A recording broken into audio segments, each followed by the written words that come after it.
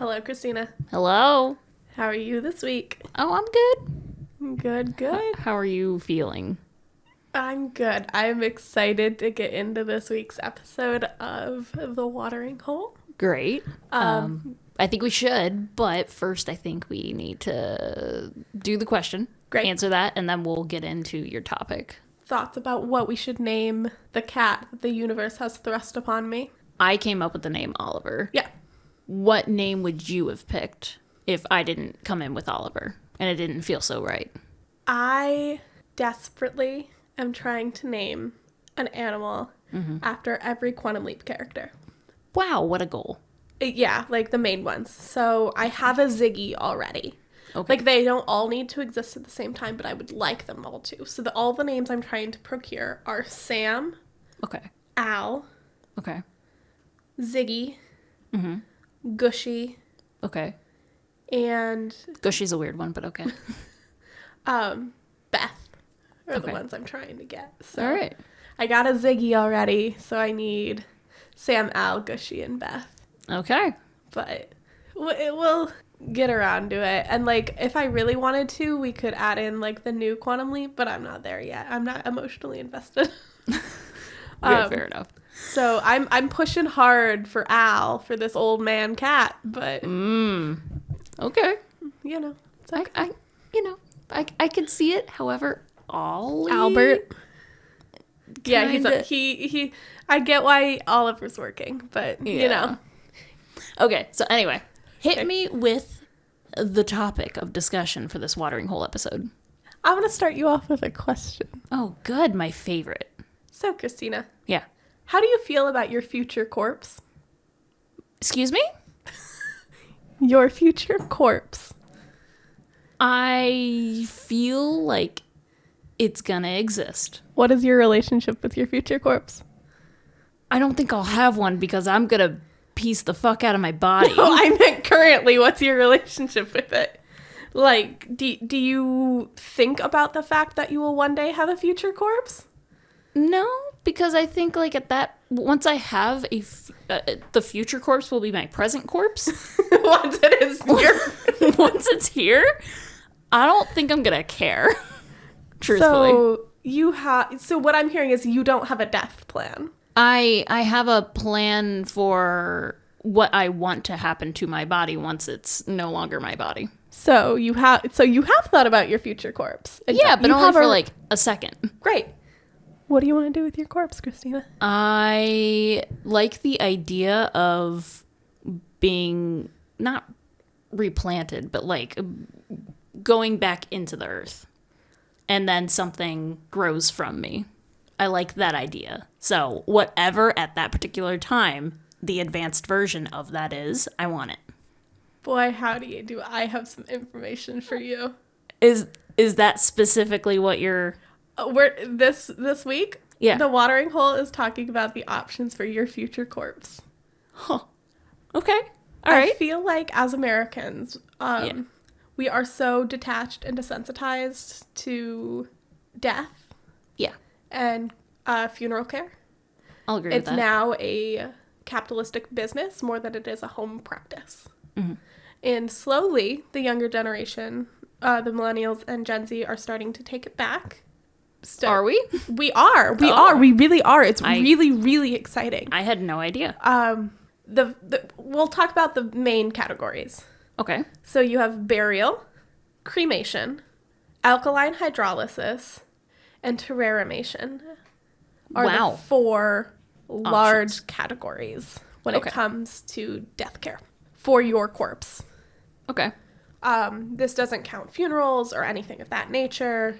This is just what is specifically happening to your corpse. Okay. All right. Do you have facts for me? Do you have I information? have so much. I would love to hear all of the Great. facts and information. Hit So me. we're going to start off with burial. Underneath burial, we have embalming and not embalming the corpse. Do you know what the process of embalming is and what that looks like? I don't know the very, very specifics like you probably do. I do know that it's a preservation method, Great. essentially. Yes. So embalming is the temporary preservation of a corpse by draining the blood and fluids from the body and replacing the lost fluids with a chemical mixture. Cute. It's this really kind of gruesome process where they take I don't know if gruesome's the right word.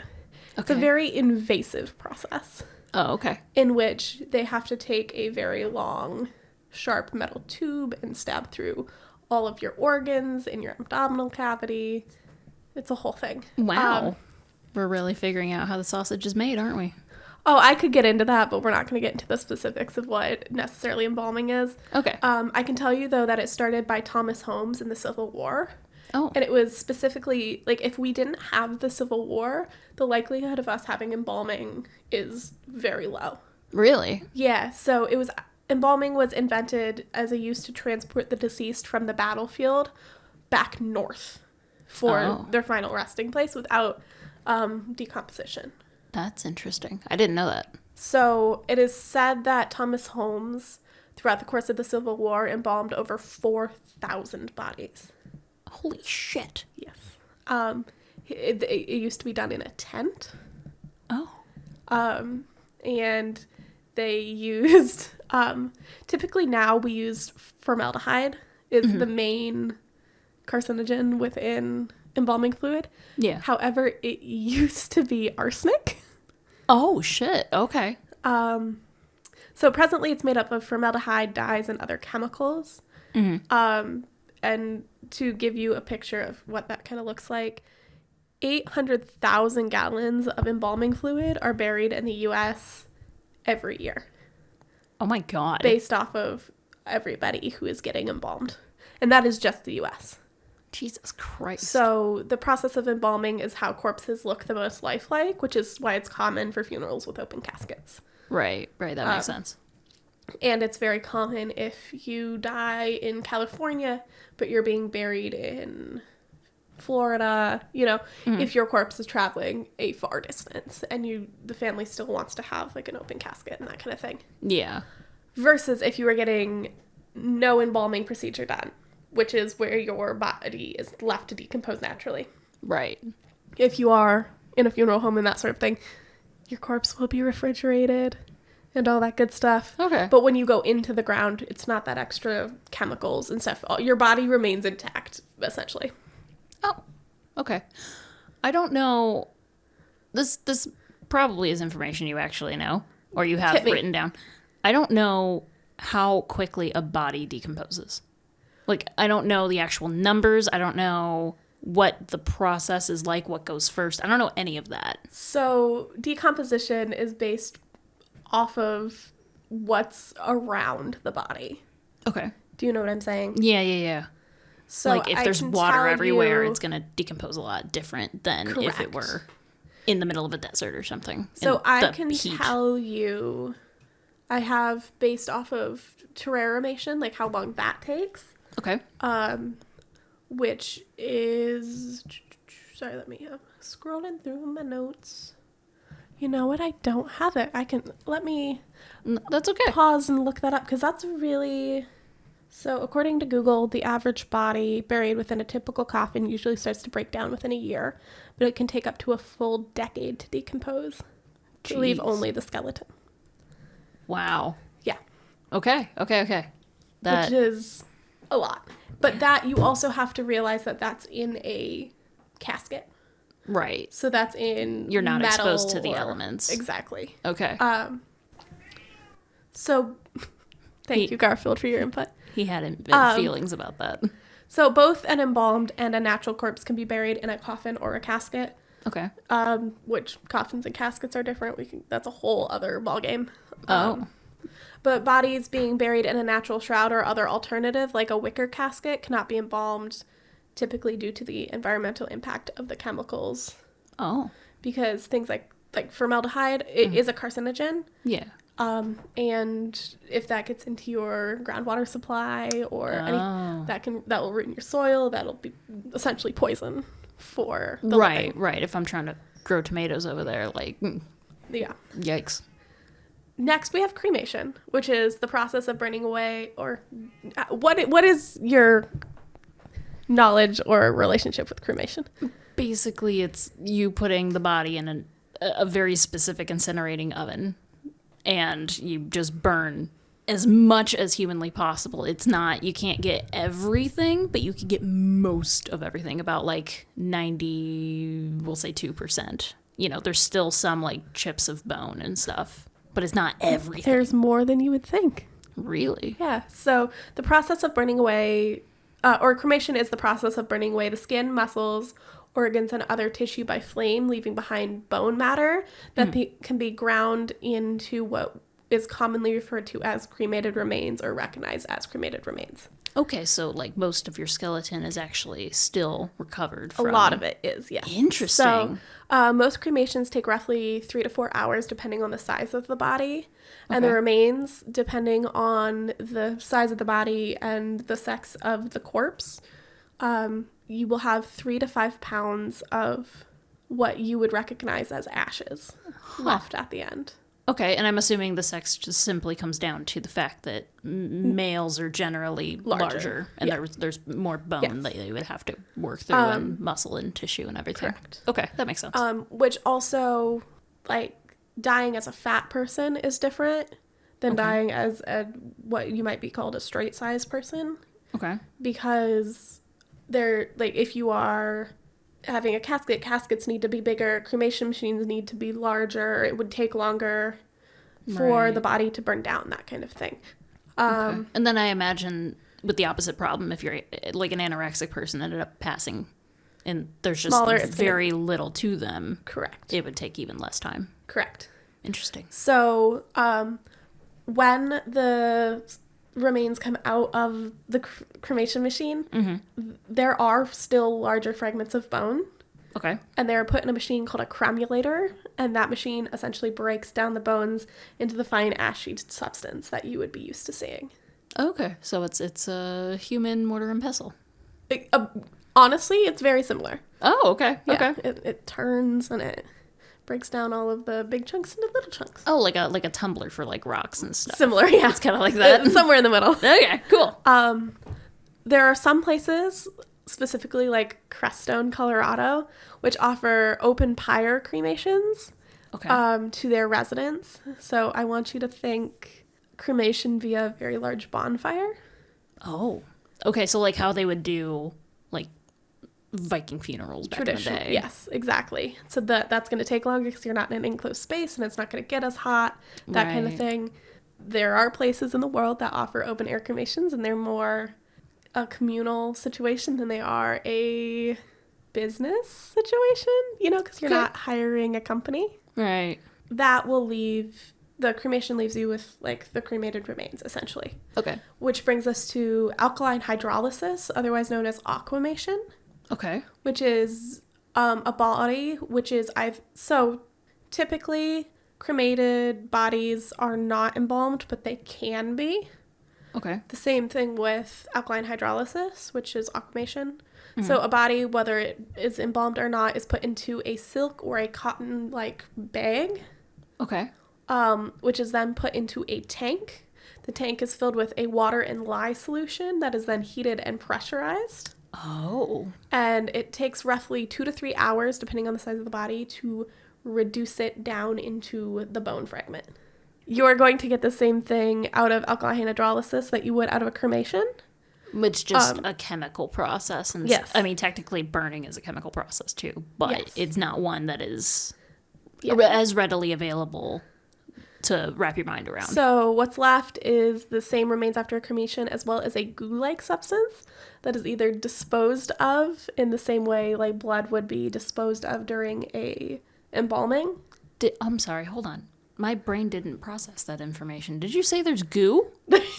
Yeah, there's some goo. Oh, good. I love goo. There's some goo. Yee. Or it's actually really good for the earth.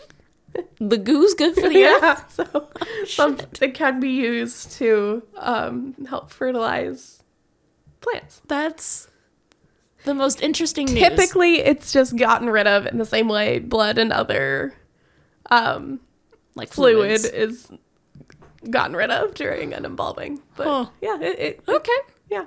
So basically, alkaline hydrolysis is the acceleration of the natural decomposition. Mm-hmm. But the interesting thing, and the thing that I think is really cool about it, is it uses 1/8 of the energy that a traditional cremation does. And it uses less than 3 days worth of water that an average living person uses. Really? So it is better for the environment. People typically pick cremation over burial because it is better for the environment. However, alkaline hydrolysis is in fact better than that. Huh. The issue that we're running into with alkaline hydrolysis, it is only currently legal in 28 states. However, 6 bills are actively pending for the use of aquamation for people. Okay. Well, it is legal in all 50 states to aquamate a pet.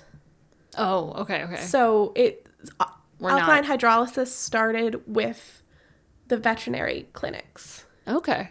as an alternative to cremating your pet. Okay.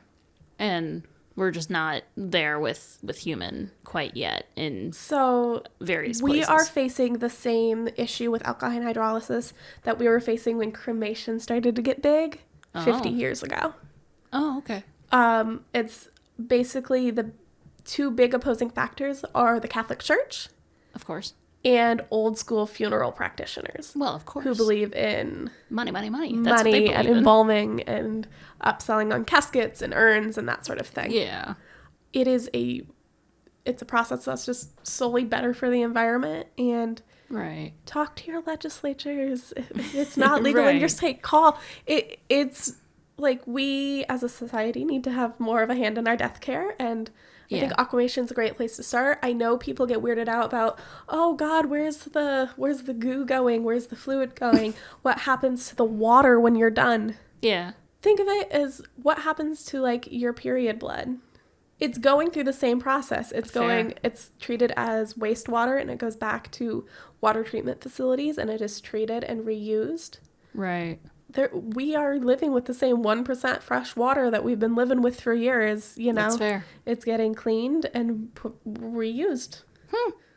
I never really thought about it before, but yeah, you're right. Here's another thing. Yeah. Dying is expensive as it is, Dying is so expensive. but is this water Aquamation? Yes, that one. Is that more or It less costs- expensive since it's newer? It costs about the same as an average cremation does. Really? Yes. I figured it In would have fact, it like could cost skyrocketed in less. price. In fact, it can cost less. It uses less energy. Right. It's typically when you are cremated, Mm-hmm. you have to be cremated in a vessel. Yeah. So you don't need to buy the coffin that you'd be cremated in, which typically they're made of pine. Mm-hmm. So that's better for the environment as well, because you're not using that labor, and that's an extra cost that you don't need. Right. Because typically most cremations are done within a cardboard box, but there are people that think that that's like Undignified. Yeah. But typically aquamation costs about the same. From my research, from what I found, it's about the same as an average cremation. Okay, and then this Aquamation. aquamation. Like cremation, aquamation. That makes sense. So the aquamation, Mm-hmm. what you are left with is the goo and bones, yes? Yep. And you So- don't receive the goo. I sure as hell hope not.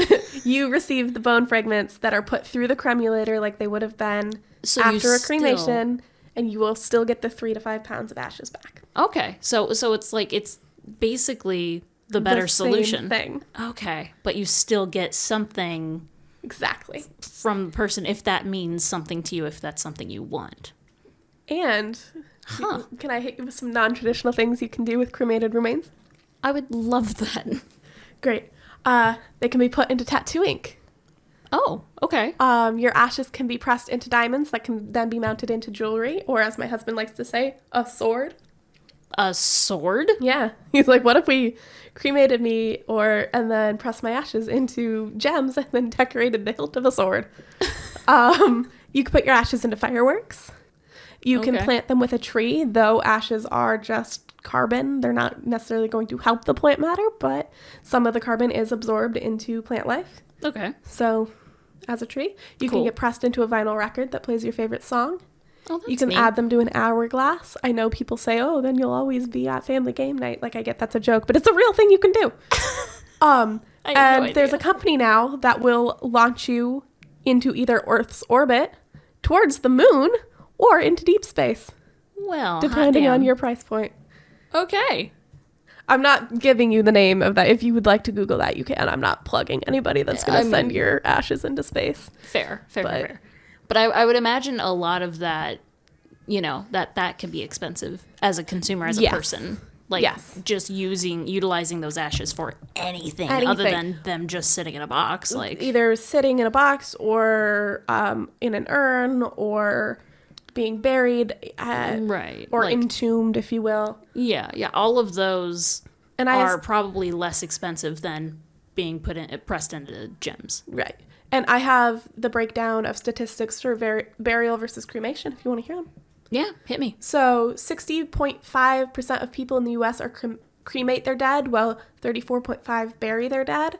The other 5% pick an alternative form of corpse care. Okay. So there's only 5% of people right now that are picking to aquamate or to... Like an alternative to cremation or burial. Correct. Okay. You're also looking at 31.5% of people want the cremated remains buried or interred at a cemetery, while 68.5% prefer to do something else with the ashes, like keeping them at home. Right. And Okay. then 60% of folks are interested in green burial practices, like human composting, shroud burial, or aquamation, Yeah. which we're going to go into human composting and shroud burial. Yeah, human composting, I think, is the one that I've seen, like, And I'm on the internet. so excited to talk to you about it. Great, because I've seen it and it looks interesting and it looks like something that perhaps I might be interested in. That seems like it's going the right direction for me. So, But I don't know all the information, so I think you got some for me. terrarimation, otherwise known as human composting, is the process of breaking down the corpse with microbes, which is the same thing that would happen if you were naturally buried in the ground. Great.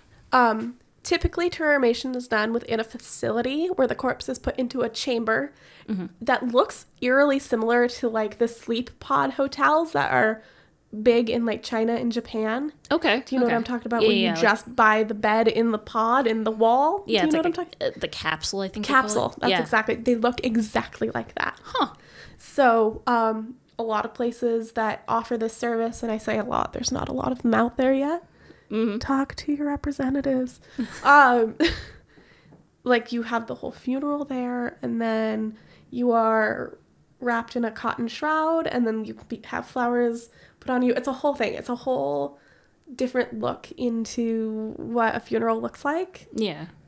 in the West. But basically, the corpse is then put into a chamber, and air is pumped into said chamber, just fresh, normal oxygen. And the microbes break down the body over a month. Oh, wow. So it usually takes a year or to a decade to decompose Okay. in a coffin in the ground. Yeah. It's going to take about a month. Okay. The broken down material is about 1 cubic yard worth of soil, naturally broken down over the course of that month.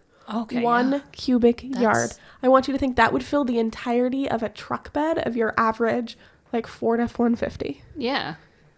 The soil is then tested to make sure it's safe. Like there's no high levels of mercury from fillings. There's no other dangerous material. And there's hardly ever. Like that's not typically a concern. But because places that do this, like Washington State, have regulations on what their soil looks like. Oh, okay. So they go through these processes. And then the larger bones that are not broken down naturally are broken down in a cremulator. Once again, it's going to look the Okay. same way that you think it's going to look. Yeah. After traditional or aqua cremation, and then the soil can then be used for anything that traditional soil would be used for. Okay. See, that's cool. It's good compost. Hell It yeah. is as nutritious as any other form of natural compost that you can think of. However, it's also no better. Oh. Human bodies are going to provide the same compost that cattle would, Okay. where it's common where farmers will turn their Manure. corpse Like and manure of cattle into... Oh, I didn't know they used the corpse. Yeah. This is a process that started because of how farm animals are taken care of by farmers. Huh. And it's plain just darn good compost. Well, hell yeah. And what's cool is like places like Washington Yeah. state, you can, like, the family can take whatever amount of soil they want. And then the rest can be added into a giant pile that they are using out in a plot of land in Washington that they're using to revamp the soil with. Oh, that's so then cool. your cremated remains and basically your compost is mingling with a bunch of other people. Huh. And you're giving back to the environment. Very interesting. That's so cool. Yeah. Because, like, that sounds like, I don't know why that one brings me more joy than the other ones, but, like, that just makes me happy that, like, I could possibly be a part of bringing something good even after I'm gone. Yeah. You know, you could grow all sorts of flowers and a tree maybe with me. Like, that's so cool. I feel like terrarimation or human composting is the more accessible version to shroud burial. Which shroud burial I quite like because it's as traditional as death gets. Okay. So basically a person is wrapped in a cotton sheet and then you dig a hole, you plop the corpse in the hole, and you bury them. And you let nature take its course. Essentially, the cotton will completely decompose along with the body. If animals come and tear my little limbs apart, that's good on them. It's as a Fair. traditional of a death burial that you can get. Okay. The issue with that is most cemeteries don't do that because there's a lot of regulation and aesthetic going into a cemetery, which is why death cages are a thing. I don't know if you've ever seen them. No, I don't know what that is. So basically, if you're being buried in a cemetery, they dig your plot 6 feet deep, casket in, and then they put what's called, or what I know to be called as a death cage. Okay. Or a coffin cage, and it goes over the coffin. Okay. And you might know them from folklore. They're called vampire cages that are meant to keep vampires in their caskets. Interesting. I don't know if you've ever seen that. No, but that makes sense. But the that real would be called that. purpose is to keep the ground level Oh. in cemeteries, which is why they're all so damn flat and perfect, and all the headstones are perfectly in a row because they have burial cages. Whereas older cemeteries are going to be more bumpy and ill-formed because they are just burying the coffin. As it decomposes, the land shrinks or forms around the decomposition. That is so interesting. I didn't even think about it, but you're right. It is so flat in your average cemetery. Like, that's, you know, of the past couple of centuries. If you're being buried at a military cemetery, it's even more regulated, you know? So it just, there are so many alternatives out there to death care that people aren't talking about it. Right. There are people out there that are passionate about a lot of things: mental health, physical health, spirituality, finances, stocks, whatever. I'm passionate about death care, and I want to know, like, we are all future corpses, and you have a right to do with your corpse whatever you want, basically. Yeah. And there are states out there that are like the wild, wild west when it comes to funeral care. Like California, Washington, Colorado are all really big in doing whatever the hell you want, basically. If you are looking at resources to get into more of understanding, I'm going to plug some people who don't know. I'm going to plug them. Okay. The Order of the Good Death. Okay. To Google them. They got a lot of information, a lot of resources. Caitlin Doty is an author. Okay. And a death practitioner and a funeral owner. She runs Order of the Good Death. She's kind of how I got into all this. She runs the Ask a Mortician YouTube channel. Yeah. She's why I'm really passionate about death care. And I just think about what you want to do with your corpse. That's all I'm asking. Okay, fair enough. I do have one more question. You mentioned that, what was it? The coffin and casket are different. They are. Okay, explain, because I don't think we went over that. So caskets are what you are typically going to think of when somebody says, "Oh, we're having a funeral." Okay. The very large, very sturdy wood casket box, if you will. Okay. They have the pallbearer bars, and they have the metal, and some of them are even completely lined with metal to help basically deter decomposition. Right. They're padded, all that good stuff. Okay. Coffins are either square or they fit the form of the body, where they get wider at the shoulders, narrower at the head, narrower at the feet. Right. Think of Old West movies. Yeah. Or That's what I was thinking. Halloween. Yeah. That's typically a coffin, and they're not padded or anything It's like just a that. box. Generally, it's just a box. It's just an old pine box. Okay. If you are getting cremated, you are going to be using either a coffin or the cardboard box.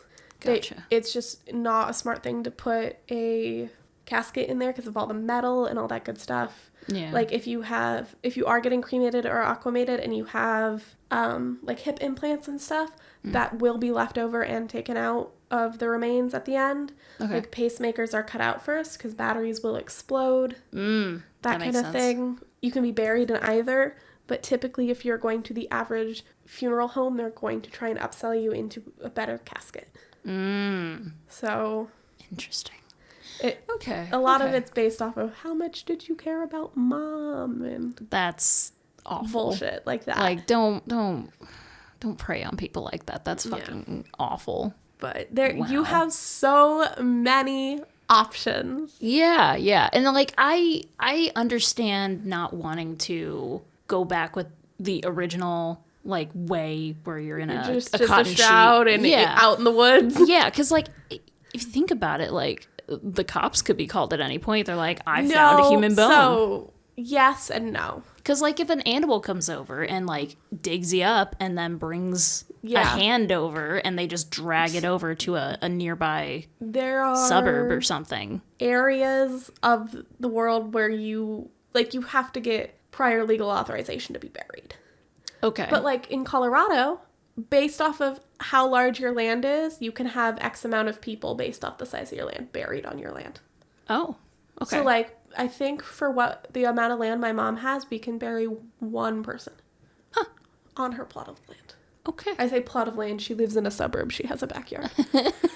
So I've looked into it. I thought it was really interesting. Okay. So there's like certifications and things you have to have in order to be buried in places like that. And you will still be buried 4 to 5 feet deep. Not quite the 6 foot, but 4 to 5 feet and all that good stuff. Okay. That's good. That's good information to know. Yeah. Because like all of it's good information, of course, but like stuff like that, I'm sure there's going to be somebody out there that's like, oh well, It's just you. But there's more regulation in place than you really think there is, and there should be more involving these new methods, but they're just not there yet, and they should be. Yeah, we need to have more legalization and better access to death care in the West.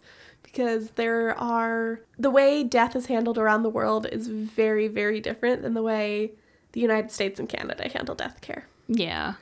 But I guess Okay. I will leave you with the last question.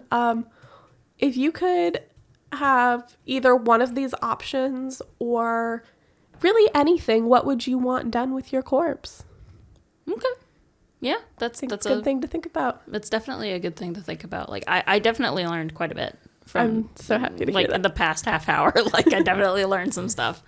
Wow. But if you are interested in any of the things that Quincy's talked about and you would like to look at your resources and everything, go down your own little rabbit hole. Yeah, please let us know what you find out. You can find us at the Wonder Mongers on pretty much everywhere. Right. Just not Facebook. Just not Facebook. Sorry, Zach. All right. I guess we'll leave you with that. Have a lovely week. Go do some wandering and love you. Bye. Love you. Bye.